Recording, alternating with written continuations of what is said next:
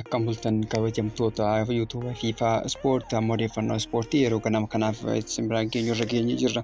Odeeffannoo ispoortii kennaa ganamaa kanaattiin taphoonni waancaa addunyaa guyyaa sadaffaa itti fufanii gaggeeffamanii kan jiranii taphoota guyyaa kaleessaa qabxiisaa fi taphoota guyyaa har'aa kan wajjin ilaallu ta'a. Gama biraatiin taphattoonni Ingilaand meeshaalee saamamanii isaanii kan yaadatamuudhaan meeshaaleen saamamanii turan kunis deebi'aniiti kan jiru meeshaa kana argatanii jiran jechuudhaan odeeffannoon baay'inni jiru odeeffannoo kanas kan ilaallu ta'a. Gama biraatiin Fiifaan garee biyyaalessaa Ijipt maaliyaa isaanii irraa waancaa addunyaa qopheeffatanii turan akka hin uffanne akeekkachiisa kenneefii jira. Kanas kan ilaallu ta'a. Waancaa addunyaa injifachuu dandeenya Tiraampitti himee jira jechuudhaan Pochettinoon dubbatanii kan jiran odeeffannoo jijjiirraas kan biraasuuf harkaa qabna. Odeeffannoo kanneenii fi kanneen biroo hanga xumuraatti yoon foona buutan odeeffannoo keenya har'aa keessaa kan argattan ta'a. Isinirraa kan eegamu chaanaala keenyaaf yoo haara taatan sabiskiraayib gochuun akkasumas laayikii fi sheer gochuudhaan akka nu qaqqabdan isin jenna. Gara odeeffannoo keenya jalqabaatti isin dabarsa. Taphataa garee biyyaalessaa Kaanaadaa dhalootaan Itoophiyaa kan ta'e Alii Ahmad tapha isaa guyyaa kaleessaa gaggeesseetii kan jiru. Taphataan kilaba Noorwich City Alii Ahmad waancaa addunyaa 23ffaa irratti garee biyyaalessaa Kaanaadaadhaaf taphataatii kan jiru. Alii Ahmad magaalaa Torontootti dhalateetii kan guddate. Maatii Itoophiyaa godina Harargee lixaa Baddeessaa irraa gara Kaanaadaa deeman irraati taphataan kun kan dhalate. Amma umriin isaa waggaa 25 ta'eetii kan jiru. Alii Ahmad garee kubbaa miilaa biyyaalessaa Kaanaadaa bakka bu'uudhaan tapha waancaa addunyaa bara 2026 tapha jalqabaa Boosniyaa Herzegoviniyaa gidduutti Kaanaadaa fi Boosniyaa gidduutti gaggeeffame irratti hirmaateetii kan jiru. Aliin badhaasaa Kaanaadaadhaan qophaa'u dargaggeessa lafaa dhufaa abdii kubbaa miilaa gara fuulduraa jedhamuun badhaafamee turuun isaa kan yaadatamudha. Taphataa sarara gidduu kun yeroo ammaa kilaba kubbaa miilaa Chaampiyoonshiippii Ingilaand Noorwich City keessatti lakkoofsa 21 uffachuudhaan kan taphatu. Bara kana taphoota 19 kilabichaaf taphateen galchiiwwan 4 lakkoofsisuun kubbaawwan galchiif ta'an 3 mijeesseetii kennee kan jiru. Alii Ahmad baatii ammajjii keessa jijjiirraa kana Noorwich Citytti kan inni makame bara faranjoota 2023 irraa kaasee garee kubbaa miilaa biyyaalessaa Kaanaadaaf filatameetii taphataa kan inni jiru. Jijjiiramee seenuun ga'umsa mul'iseen dinqisiifannaa olaanaas argateetii kan inni jiru. Tapha kanarratti kilaayinlaaranitti aanee taphataa ga'umsa olaanaa agarsiisee tapha Kaanaadaan injifatte kanarratti. Guyyaa kaleessaa gaggeeffamanii qopheessituun waancaa addunyaa 2022 kan taate Kwaatar gita isaanii garee biyyaalessaa Switzerland wajjin taphachuudhaan tokko qixaan kan isaan xumuran. Gareen biyyaalessaa Switzerland olaantummaa taphaa fudhachuudhaan tapha daqiiqaa 90 taphachaatti kan ture garuu galchii tokko lakkoofsisuu hin dandeenye. Taphni xumuramuudhaaf yeroo jedhutti gareen biyyaalessaa Kwaatar carraa argateetii kan inni gara galchiitti lakkoofsise. Gareen biyyaalessaa Switzerland yaalii kubbaa 24dha kan yaale garuu galchii tokko qofa kan lakkoofsise. Akkasumas gareen biyyaalessaa faallaa kanaan Kwaatar kubbaa kallattiidhaan 4 yaaluudhaan galchii tokko kan lakkoofsisuu danda'e. Garaagarummaan bal'aan jiraatus garuu qabxiin isaa tokko qixaan kan inni xumuran. Tapha harka keessaa sa'aatii 7tti taphatamee fi tapha baay'ee humnaan eegamaa tureen chaampiyoonaa waancaa addunyaa irra deddeebiidhaan fudhachaa kan turte Biraazil Afrikaa bakka bu'uudhaan waancaa addunyaa irratti kan hirmaataa jirtu Moorokoo wajjin taphachuudhaan taphni kun tokko qixaan kan xumurame. Boqonnaa gareen biyyaalessaa Moorokoo daqiiqaa 21ffaa irratti Ismaa'eel Saabiriin kubbaa Biraahim Diyaaz miidhagsee kenneef galchuudhaan Moorokoo dursa qabsiisee ture. Garaagarummaa daqiiqaa 10tiin booda Vinicius Junior garee biyyaalessaa Biraazil galchuudhaan gara taphaatti isaan deebisee taphichi yaalii baay'eedhaan akka guutame akkasumas morkii cimaa irratti gaggeeffameetii kan jiru. Haa ta'uutii malee tapha goolii biraa osoo hin keessummeessin goolchii tokko qixaan kan isaan xumuran. Taphni kun akkuma eegamaa ture tapha baay'ee hawwataadha kan inni ture. Taphata kanaan gareen lamaan osoo wal mo'atiin kan xumuran. Taphoota hanga ammaa gaggeeffamanii guyyaa duraa irratti Meeksikoon Saawuz Afrikaa 2-1 injifachuun isii kan yaadatamudha. Akkasumas Riippaabilikni Kooriyaa Kibbaa Cheek Riippaabilik 2-1 injifatteetii kan isheen jirtu. Ramaddii kanarraa Meeksikoon qabxii 2 fi goolchii qulqulluu 2 yoo dursitu Kooriyaan Kibbaa qabxii 3 fi akkasumas goolii qulqulluu 1 lammaffaa irratti kan isheen argamtu. Cheek Riippaabilik sadaffaa irratti garaagarummaa daagoleetiin akkasumas Afrikaan Kibbaa afuraffaa irra teesseetii kan jirtu. Tapha ramaddii baatiin Kaanaadaan Boosniyaa wajjin tokko qixa ba'uun isii kan yaadatamudha. Akkasumas Qaatar Switzerland wajjin wal qixa kan isaan ba'an. Ramaddii kanarraa gareen afran iyyuu qabxii tokko fi goolii homaayyuu osoo hin qabaatiin kan isaan itti fufaniitii jiran. Akkasumas ramaddii itti aanuun Biraazil ramaddii caadhaan akkasumas Moorokoon qabxii tokko kan isaan qabani. Tapha itti aanu Iskootlaand fi Haayitiin kan wajjin taphatan ta'a. Taphni waancaa addunyaa kun har'as itti fufuudhaan kan inni gaggeeffamu galgala sa'aatii 2 jalqabuudhaan garee biyyaalessa Jarmanii waancaa addunyaa irratti garee biyyaalessa yeroo jalqabaatiif hirmaatu Kroaasiyaa kan keessummeessu ta'a. Gama biraatiin sa'aatii 5 irratti Neezerlaandii Jaappaan wajjin ni taphatti. Akkasumas halkan keessa sa'aatii 8 irratti Afrikaa bakka bu'uudhaan kan irratti hirmaataa jirtu Ivory Coast Ecuador wajjin yoo taphattu, sa'aatii bariirra sa'aatii 11 irratti Swiizin Tuuniziyaa wajjin kan taphattu ta'a. Gama biraatiin odeeffannoodhuma kanaan wal qabatuun ramaddii A jalaa tapha itti aanuun Cheek Rippaabilik Afrikaa Kibbaa keessummeessitu qopheessituu sirnichaa Meeksikoon Saawuz Kooriyaa wajjin taphatti. Taphadhuma Afrikaan Kibbaa Kooriyaa Kibbaa wajjin akkasumas Cheek Rippaabilik Meeksikoo wajjin taphatu. Tapha itti aanuun immoo Moorokoon Iskootilaandii wajjin yoo taphattu, Biraazil immoo Haayitii kan keessummeessitu ta'a. Odeeffannoo biraatiin kophaa kee hin taatu jechuudhaan Jootaadhaaf ergaa dhaamteeti kan jirtu. Haati warraa Diyaagoo Jootaa Ruut Kaardaasoon waancaa addunyaa dura Aandii Roobertsaniif ergaa ishee ergiteeti kan jirtu. Ruut Kaardaasoon ergaa ishee keessatti Aandii Roobertsan waancaa addunyaatiin Diyaagoo Jootaa akka yaadattu gaafatteeti kan jirtu. Itti dabaltees Diyaagoo Jootaa waan hin daganneef baay'ee si galateeffadha. Inni yeroo hunda waa'ee kee yaada jetteeti kan isheen jirtu. Gara dirree yeroo seentu kophaa kee akka hin taanee fi akka inni si waliin jiru beekaa jetteetti. Jootaa fi Aandii Roobertsan Liverpool keessatti hiriyoota cimaadha kan isaan turan. Jootaan otoo waancaa addunyaa irratti hirmaachuuf hawwuu balaa konkolaataan lubbuun isaa darbuun isaa kan yaadatamudha. Odeeffannoo biraatiin Fiifaan garee biyyaalessaa Gibxii malliyaa isaa waancaa addunyaa qopheeffatan uffatanii akka taphanne akeekkachiisa kennaniifi kan jiran. Gareen kun tapha baniinsaa biyya Beeljiyeem wajjin taasisan dura mallattoo urjiiwwan qomaa mallichaa irra jiran akka kaasaniif halluu warqee maqaa fi lakkoofsa taphattootaa irratti fayyadaman jiran akka jijjiiran ajajeetii kan inni jiru. Fiifaan murtee kana kan dabarse seera waancaa addunyaa irratti hundaa'uun yommuu ta'u, biyyoonni mallattoo urjii qoma irratti godhachuu danda'an yoo waancaa addunyaa mo'atan qofa akka ta'e ibseetii kan inni jiru. Ijipti garuu waancaa Afrikaa yeroo 7 mo'attee agarsiisuuf urjii 7 malliyaa waancaa addunyaa irratti fayyadamuu isheetiin dhorkaa ta'eetii kan jiru. Kana irratti hundaa'uudhaan Ijipti waancaa kana akka ofirraa kaastuuf ajajeetii kan inni jiru. Gama biraatiin waancaa addunyaa bara 2026 kanarratti biyyoota hedduuf qormaata kan ta'uu danda'e waa'ee ho'a naannichaati. Ho'a naannichaa irraa kan ka'e biyyoonni hedduun baay'ee yeroo qoramaa turan argaatii kan jirru. Miidiyaaleen garaagaraas dhimma kana ijoo godhatanii irratti haasa'aa kan turan. Haaluma kanaan biyyoonni sababa kana fudhachuudhaan wanta kana to'annoo jala oolchuudhaaf maloota garaagaraa fayyadamaatii kan isaan jiran. Gareen biyyaalessa Ispeen ho'a olaanaa Ameerikaa jiru dandamachuudhaaf teekinooloojii haaraa fayyadamuun isaas ibsameetii kan jiru. Taphattoonni kunneen uffata haaraa kana fooyyatu shaakala irratti uffatanii akka shaakalan ibsameetii kan jiru. Dabalataanis kopheen dhimma kanaaf oolu qophaa'uu gabaasni ba'e ni mul'isa. Kopheen ho'a to'atu kun miila taphattootaa ho'a hin barbaachisne irraa akka eeggus ibsameetii kan jiru. Gama odeeffannoo biraatiin waancaa injifachuu akka dandeenyu Tiraampiti himee jirachuudhaan leenjisaan garee biyyaalessaa USA Pochettinoon dubbataniiti kan jiran. Pireezidaantii Ameerikaa Doonaald Tiraamp biyyattii waancaa injifachuu ni dandeessi jechuun leenjisaa garichaa gaafataniiti kan turan. Leenjisaan garee biyyaalessaa Ameerikaa Mauricio Pochettinoonis Tiraamp waancaa addunyaa injifachuu ni dandeenya jechuudhaan gaafii gaafatamaniif deebisaniiti kan jiru. Eeyyeen ni dandeenya jechuudhaan mirkaneessanii fi akka jiranis dubbatanii jiru. Gama biraatiin guyyaa lamaan dura gareen biyyaalessa Ingilaand meeshaa ittiin dhufan shaakala saamamuun isaanii eerameetii kan ture. Taphattoonni Ingilaand meeshaa saamamanii turan amma akka argatan odeeffannoowwan bahan ni addeessu. Taphattoonni garee biyyaalessa Ingilaandiif miseensonni leenjistoota guyyaa kaleessaa meeshaalee isaanii saamamanii turan ni yaadatama. Ammatti gareen biyyaalessaa kun meeshaalee saamamanii turan deebisanii argachuu isaanii gabaafamee jira. Gareen meeshaalee kunneen kan saame osoo hoteela isaanii hin ga'iin bakka konkolaataan dhaabbatee turetti jedhameetii kan jiru. Poolisii Kaansaasitti namoonni saamicha kanaan shakke 2 irratti qorannoo gaggeessee jiraachuunis gabaafamee jirachuudhaan BBC'n gabaaseera.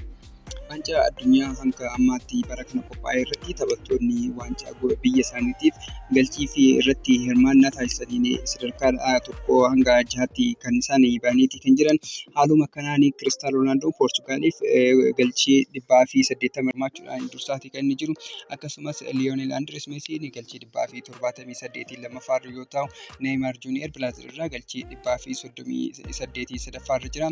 Roomeelu Lukaakuun akkasumas 105 sadarkaa sadarkaa afuraffaarra yoo ta'u, Muhammad Salaan 101 sadarkaa shanaffaarra taa'eetii kan inni jiru.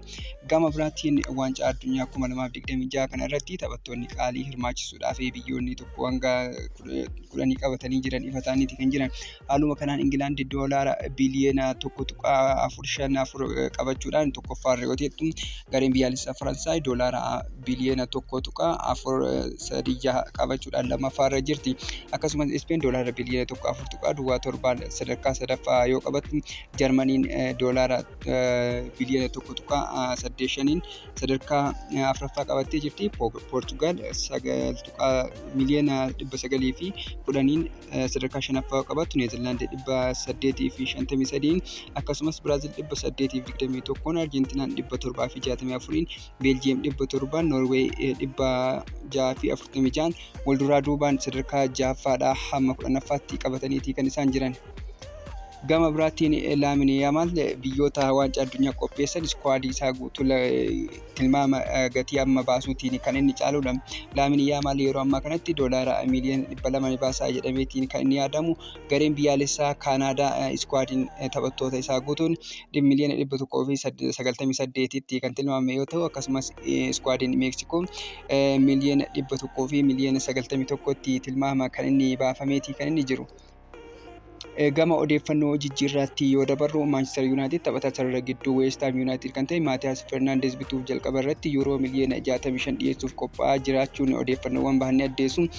Dhiyeenya kana haasaa kilaboota kana gidduutti ni jalqabama jedhameeti kan eegamaatii jiru. Manchester United erga Henderson jijjiirraa isaa fixeetiin booda jijjiirraa isaa fuula gara Maatiyaas Fernandesitti deeffateeti kan inni jiru. Jijjiirraa kanaaf gaafii jalqabaa ni dhiyeessa jedhamee eegamaatii kan jiru. Gama biraatiin taphataan biyya Ingilaand Aston Villa keessa jiru Morgan Rogers ganna kana Aston Villa gad lakkisee kan deemu yoo ta'e, Arsenal yookiin Bayern Munich qofatti makamuu akka barbaadu ni filata jechuudhaan odeeffannoowwan bahanii addeessu. Bakka bu'oonni isaa kilaboota lameen kana waliin dubbii bal'aa akka taasisan yoo ta'u, kilaboonni biroo fedhii mul'isanis tarkaanfii irra hin geenye jedhamuudhaan hanga ammaatti gabaafamaa jira. Gama biraatiin Cheelseen dhimma Raashfoord bituu keessaa hin baane jedhameeti hanga ammaatti. Cheelseen yeroo ammaatti Raashfoordiif ergisaan qofa fudhachuu kan yaadu yoo ta'u, murteedhumaa dura taphattoota sarara fuulduraa biroof dursanii kennas jedhameeti odeeffannoon bahu. Gama biraatiin Ousmane Dembélé gara Real Madrid dhimma Julian Alvarez bituu irratti ulfaachuu erga dhufee booda Ousmane Dembélé fudhachuuf yaadaa jiras ta'eeti kan jiru.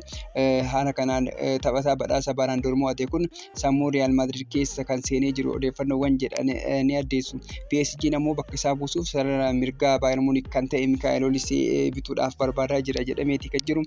Garuu Bayern Munich Mikael Oliseedhaaf paawundii miliyoona 500 osoo dhufeetiin gurgurachuudhaan dubbatu isaanii kan yaadatamudha. Gama biraatiin Atletico Madrid taphataa sarara gidduu PSG kan ta'e Kaangiliin ganna kana gara isaatti fiduudhaaf PSG waliin marii jalqabee jira jedhameera. Taphataan biyya Kooriyaa Kibbaa kun bara darbe PSG keessatti yeroo hedduu dorgommii irratti hin hirmaatin teessoo jiraarree kan ture gara Diego Simonitti garee isaatti makamuudhaaf ni barbaadas jedhamee jira. Gama biraatiin leenjisaa Manchester United duraanii Ruben Amorim gara AC Milan deemuudhaaf jedhamee jira. AC Milan leenjisaa duraanii Manchester United Ruben Amorim walii galtuuf marii argateera mariirra jira kan jedhame yoo ta'u, Rafael Rangnick fi Oliver Glasner ammallee kilabichaa dursa kan qaban yoo ta'u, AC Milan leenjisaa tarsiimoo fi dandeettii addaa qabu barbaadaa akka jiru ifa godheetii kan jiru. Gama biraatiin Mikael Oliseen gara PSG imaluu danda'a odeeffannoowwan jedhan ni agarsiisu. Kilabni warra Faransaay Paris Saint-Germain taphataa sarara mirgaa garee biyyaalessaa Faransaay fi kilaba Bayern Munich Mikael Olisee bituudhaaf dhimma dursa ganna kana godhateetti hojjechaa irratti kan jiru jedhameera.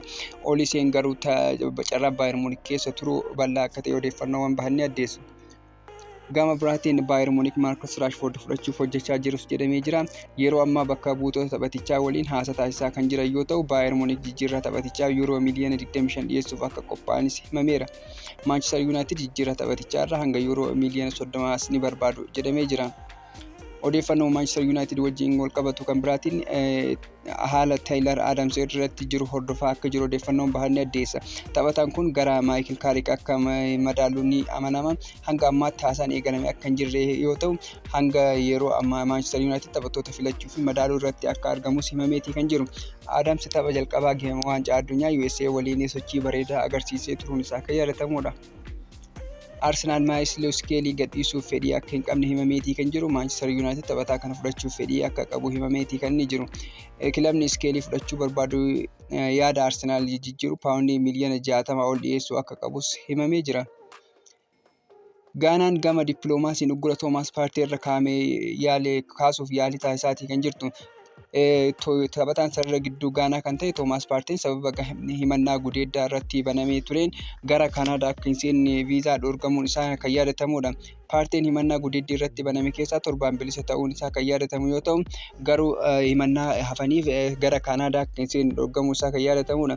Kanaan maalirraa ol qabate gareen biyyaalessa Gaanaas taphataan kun tapha jalqabaa irratti akka hiriiruuf gara himannaa kana akka karaa dippiloomaasiitiin akka irraa ka'uudhaaf yaalaa akka jirtu odeeffannoowwan bahan ni addeessu. Gama biraatiin Tottenham Hotspur gaafii Brighton Luka Vaskovic fudhachuuf dhiyeesse yuuroo miliyoona 35 kuffaa taasisuu isaa himaniitii kan jiran. Akkuma beekamu Brighton dhimma dhuunfaa taphataa kanaa waliin waliigaltee irra ga'uun isaa kan yaadatamu yoo ta'u, Brighton gaafii fooyya'aa qabachuun deebi'uu akka danda'u ni eegama. Duraanii Yaayyaa Turee leenjisaa kubbaa miilaa ta'eetii kan inni jiru. Yaayyaa Turee tapha leenjisummaa isaa haaraan leenjisaa Sloovaan Biraatislaavaa ta'uudhaan mallatteessee jira.